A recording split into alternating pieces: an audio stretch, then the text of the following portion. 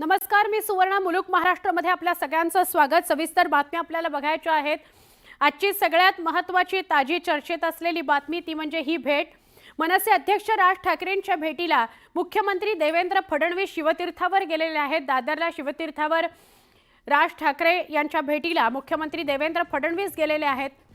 राज ठाकरेंच्या शिवतीर्थ निवासस्थानी यांच्यात भेट झाली आहे. काही दिवसांपूर्वीच मनसे पदाधिकाऱ्यांच्या मेळाव्यात राज ठाकरेंनी निवडणुकीच्या मुद्द्यावरून बोलताना ईव्हीएमवर आक्षेप घेतला होता. यानंतर भाजप नेत्यांकडूनही त्याला जोरदार प्रत्युत्तर देण्यात आलं होतं. पण या सगळ्या टीकेनंतर प्रत्युत्तरानंतर आज अचानक राज ठाकरेंची भेट घेण्याकरता मुख्यमंत्री देवेंद्र फडणवीस आल्यानं चर्चांना उधाण आलेलं आहे. मुख्यमंत्री पदाची शपथ घेतल्यानंतर ओव्हर ऑक्युपाय आपल्याला मुख्यमंत्री देवेंद्र फडणवीस दिसतायत. असं असताना एका कार्यक्रमादरम्यान दादर परिसरात आलेले आहेत ते.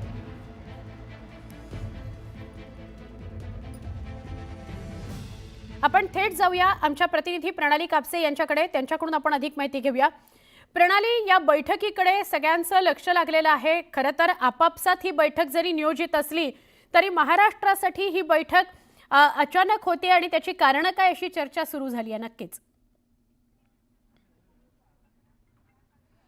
खरं तर आत्ताच आपण बघितलं की मागे जो मनसेचा मेळावा झाला होता, या मनसेच्या मेळाव्यामध्ये कुठेतरी राज ठाकरे यांनी एकूण निवडणुकीच्या कालावधीमध्ये जे यश भाजपला मिळालेलं आहे, जे घवघवीत यश भाजपला मिळालेलं आहे, त्याच्यावर कुठेतरी शंका उत्पन्न केलेली होती. त्यांनी थेट ईव्हीएम असा उल्लेख केलेला नसला तरी सुद्धा त्यांनी कुठेतरी ज्या पद्धतीनं ईव्हीएम मॅनेज करण्यात आलेला आहे का असा प्रश्न या ठिकाणी उपस्थित केलेला होता.